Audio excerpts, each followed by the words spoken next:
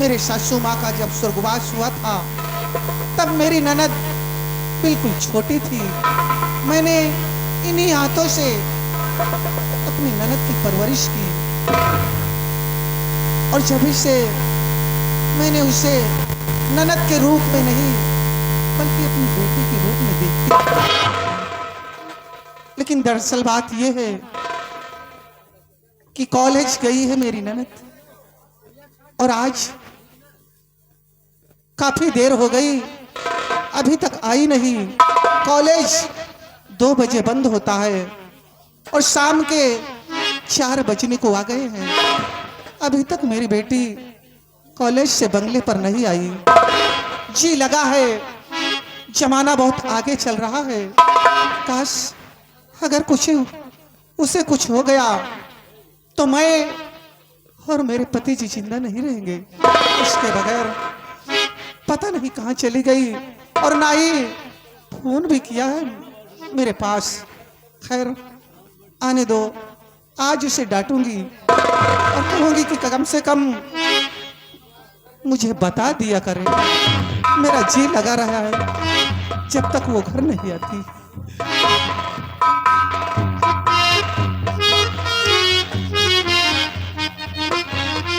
भाभी माँ नमस्ते। भाभी माँ क्या बात है, क्या बात है, आप मुझसे बात नहीं कर रही?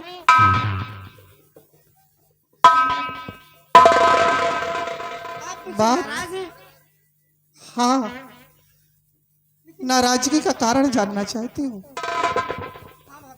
ये बताओ तुम्हारा कॉलेज कितनी समय बंद होता है? मेरा कॉलेज 3 बजे बंद होता है। और इस वक्त टाइम क्या हो रहा है? भाभी माँ 5 बजने वाले। 2 घंटे लेट।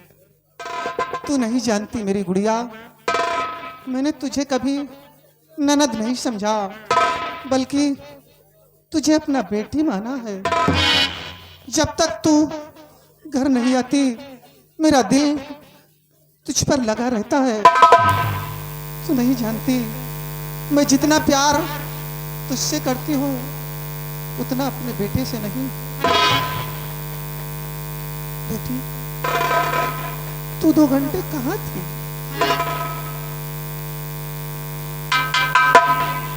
वो मेरी कॉलेज की सहेली किरण मुझसे कहने लगी कि सुधा मेरे घर पे आज छोटा मोटा फंक्शन है, क्या तुम मेरे साथ चलोगी? तो भाभी माँ मैं अपनी सहेली की बात को टाल नहीं सकी और उसके साथ उसके घर चली गई थी। यानी अपनी सहेली के घर चली गई थी? जी भाभी। पगली ठीक है, अपनी सहेली के घर चली गई थी, कम से कम एक फोन तो कर दिया होता। तू नहीं जानती जब तक तू बंगले पर नहीं पहुंचती मेरा दिल तुझी पे लगा रहता है, क्योंकि तू जानती है जमाना कितना आगे चल रहा है।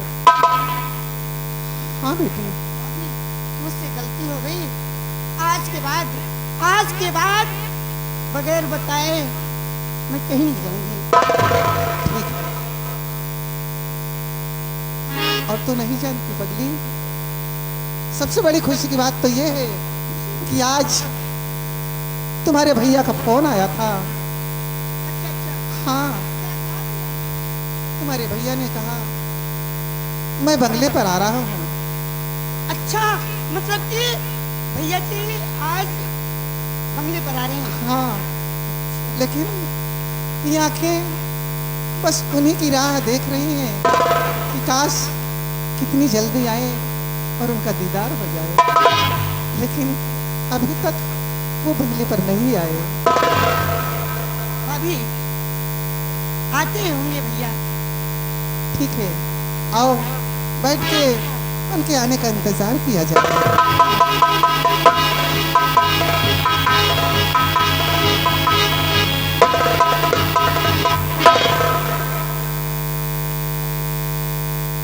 भैया जी नमस्ते।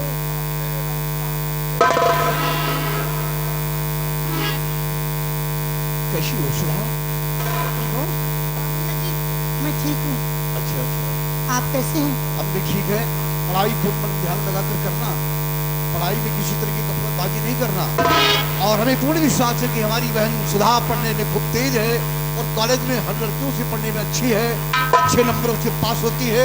इस बात का मुझे गर्व है, ईमान खुशी है। अपनी बहन को देखकर मैं अत्यंत खुश हो जाता हूँ।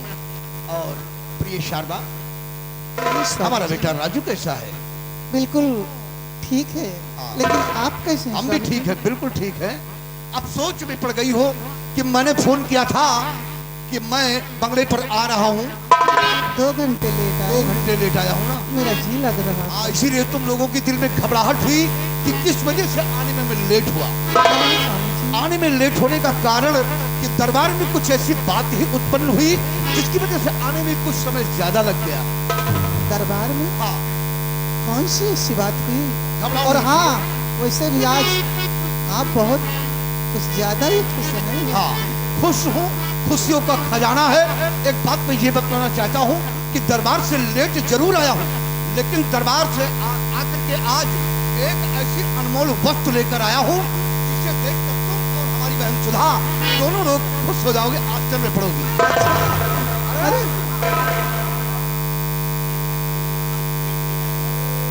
अनमोल वस्तु देखने के लिए बंगले के अंदर जा रही है। अनमोल वस्तु बंगले में नहीं है। अब लोग आश्चर्य में पड़ रहे हैं कि ना बंगले के अंदर है और ना मेरे हाथ में है, खाली हाथ। हाथ तो खाली है। इसी बात का अफसोस, ना तो वो बंगले के अंदर है ना हाथ में है।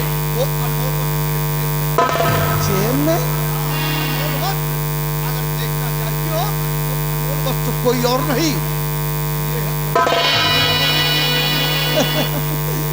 देखा सुधा, ये एक कागज का टुकड़ा लाए हैं राजमहल से और बता रहे हैं कि अनमोल वस्तु।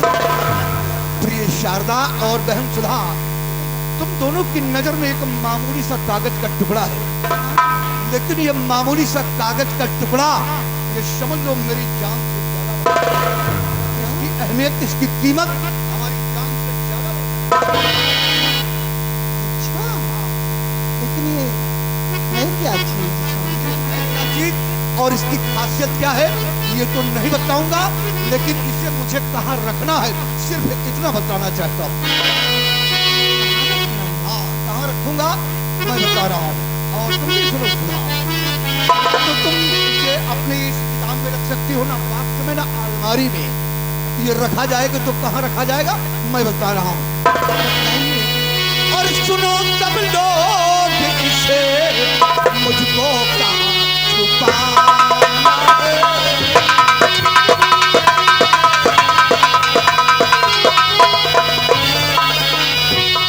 सुनो सब लोग इसे मुझको कहाँ छुपाना है। सुनो सब लोग इसे मुझको कहाँ छुपाना है।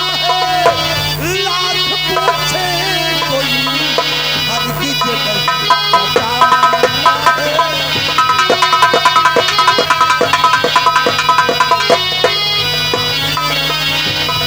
बड़ी ताबीज जो मुन्ने के गले में, बड़ी ताबीज जो मुन्ने के गले में, अपने इसी में रखी तू इसे जाने लगी जमाना है।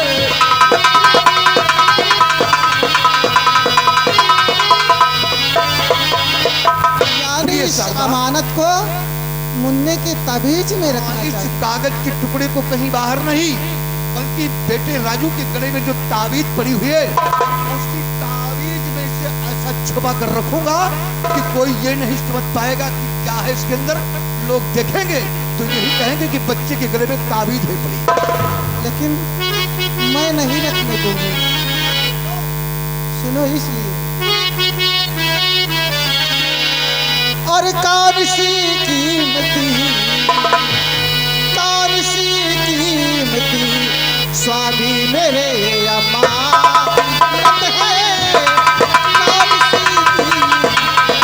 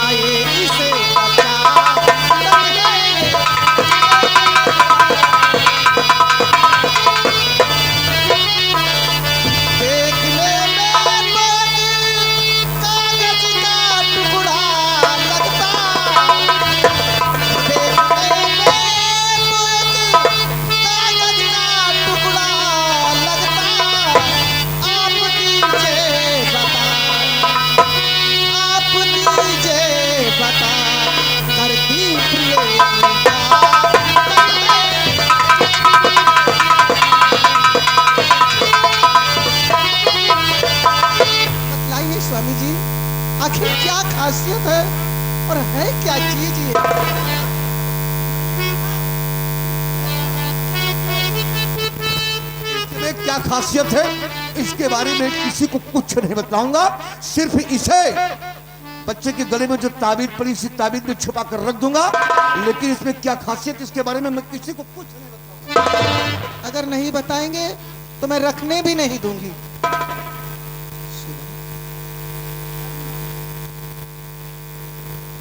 हमें तो तुम्हारे भैया ने नहीं बताया।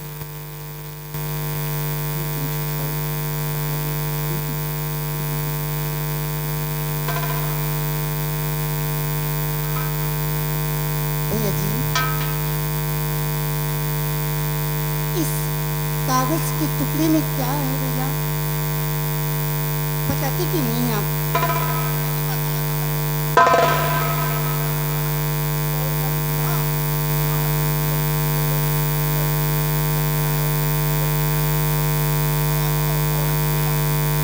लेकिन भैया जी, आपने कहा कि ये कागज का टुकड़ा मेरे प्राणों से प्यारा है, लेकिन इसमें खासियत क्या है? ये है क्या चीज? मैं तुम्हें अपने प्राणों से जवाब मानता हूँ और तुम्हें अपने आंखों की ज्योति समझता हूँ, लेकिन इसके बारे में नहीं बताऊंगा कि इसमें क्या खासियत है। मैं किसी को नहीं बताऊंगा। भैया, आप मुझे प्राणों से ज्यादा चाहते हैं। अपने बेटे राजू से ज्यादा तुम्हें मानता हूँ मैं। भैया, अगर ऐसी बात है, अगर ऐसी बात है तो आपको मेरी कसम बता दीजिए भैया कि ये कागज के टुकड़े में क्या है, क्या खासियत है? सुधा, जी भैया। बातों बातों में तुमने कहा कि भैया तुम्हें मेरी कसम, तुमने अपनी सौगंध मुझे दिला दिया, अपनी सौगंध मुझे दिलाया और ये जानना चाहती हूँ कि इस कागज की खासियत क्या है। अब तो तेरा भाई मजबूर हो गया, क्योंकि बहन तुम मेरे प्राणों से प्यारी हो बहन, अपने बेटे राजू से ज्यादा तुम्हें प्यार करता हूँ। अब तो मुझे मजबूर होकर के बतलाना ही पड़ेगा कागज के अंदर कौन सी खासियत है। तो सुनो, बतला रहा हूं। जिद करती हो बहन तो तुम्हें बताता हूं कि जिद करती हो बहन तो तुम्हें बताता हूं। पूरे परिवार को यह राज मैं सुनाता हूं।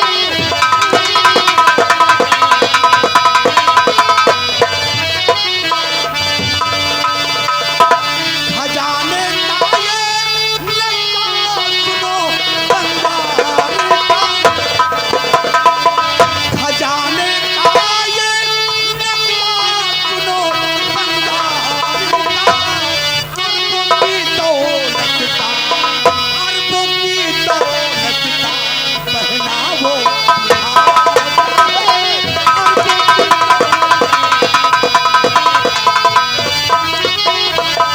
बहन चुदा। और सब लोगों ने इसके विषय में जान लिया, इसकी खासियत। मुल्क बंगाल में रहने वाला एक बंसू नाम का बंजारा, जिसके पास अरबों की दौलत, उसके पूर्वजों की कमाई इसी मुल्क बंगाल के खंडहरों में जमीन में किसी जगह पर है, और जिस जगह पर है उसकी दौलत, उसी जगह का यह नक्शा। भरे दरबार वो बंजारा गया, महाराज को सौंपने के लिए कहा कि मैं अपने वतन जा रहा हूँ और अगर ये नक्शे को लेकर मैं जाऊंगा तो हमारे अनेकों दुश्मन इस राज्य में है और कोई ना कोई दुश्मन मुझसे छीन लेगा तो हमारे पूर्वजों की कमाई, अरबों की दौलत उस दुश्मन के हाथ लग जाएगी। इस वजह से उसने इस नक्शे को महाराज को सौंपना चाहा। महाराज ने कहा मेरी वृद्धावस्था है, इसको मैं कहाँ रख दूं दिमाग से उतर जाए।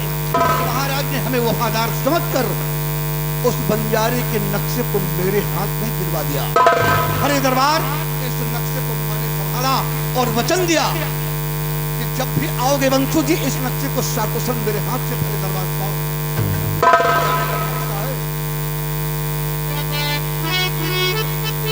सुना सुना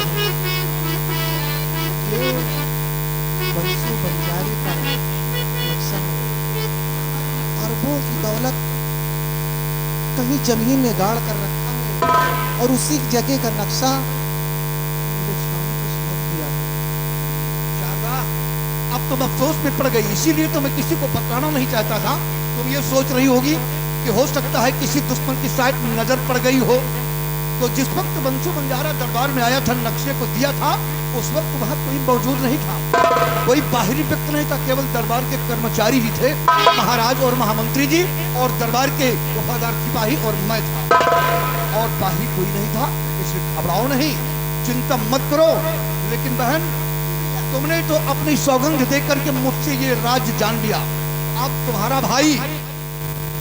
भाई भी तुम्हें कसम दे रहा, तुम मेरे सर पे हाथ रखकर कसम खाकर मुझे जुबान दो कि इस नक्शे के बारे में तुम मुल्क बंगाल में किसी से नहीं बताओगी, ना तो कॉलेज में अपनी सहेलियों के सामने चर्चा करोगी या किसी के सामने इस राज को जाहिर करोगी। इसलिए अपने भाई भैया, अगर ऐसी बात है तो मैं कसम खा रही हूँ, और कसम खाती हूँ किसी से नहीं बताऊंगी।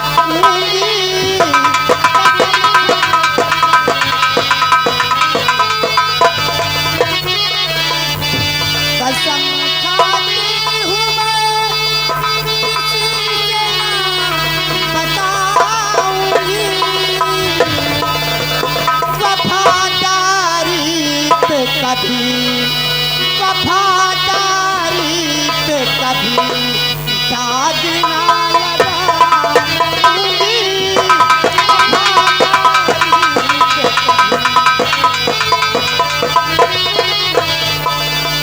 चाहे कोई जितना लालच देकर पूछे, चाहे जितना कोई लालच देकर पूछे, प्राण जाए मगर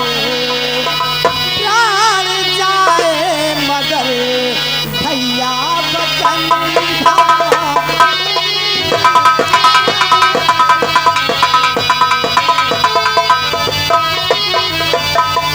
भैया, मैं आपको वचन देती हूँ कि चाहे मेरे प्राण क्यों न चले जाएं, लेकिन इस नक्शे के बारे में मैं किसी से नहीं बताऊंगी, किसी से नहीं बताऊंगी, किसी से नहीं बताऊंगी। हमें पूर्ण विश्वास हो गया अपने पूरे परिवार पे, अपनी शारदा और अपनी बहन सुधा दोनों पर हमें यकीन हो गया। इस नक्शे के बारे में ये राज किसी को जाहिर नहीं होगा। अच्छा प्रिय, लाओ इस नक्शे को ऐसा मैं मोड़ करके ताबीज के अंदर रखूंगा ताकि कोई भी देखेगा तो यही समझेगा कि ये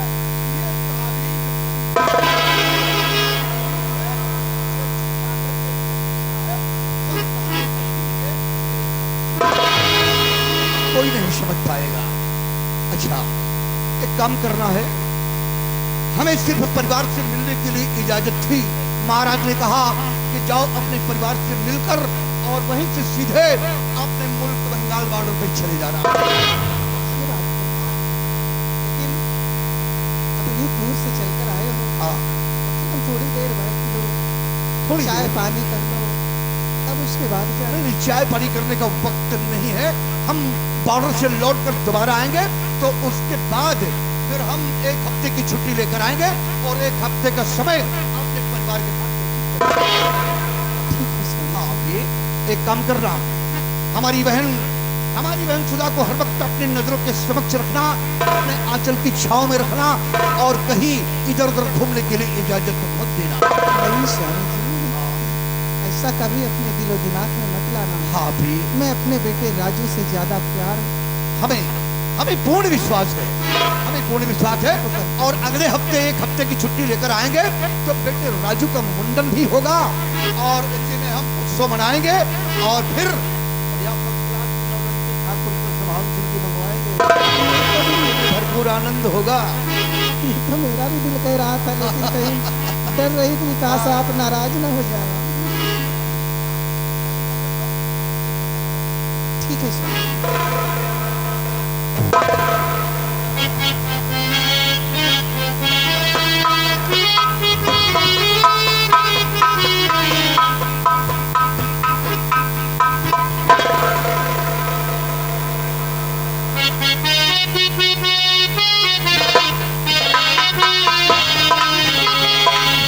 नक्शेदार तुम्हारे भैया ने जो बताया उसी नक्शे कदम पर चलना। ये बात किसी को जाहिर मत करना, यहाँ तक कि अपनी न सहेली न कॉलेज में किसी से नहीं ये चर्चा करना। भाभी माँ, आप इसकी चिंता न करें, मैं ये बात किसी से नहीं बताऊंगी। आओ मैं तुम्हें कुछ बताती हूँ।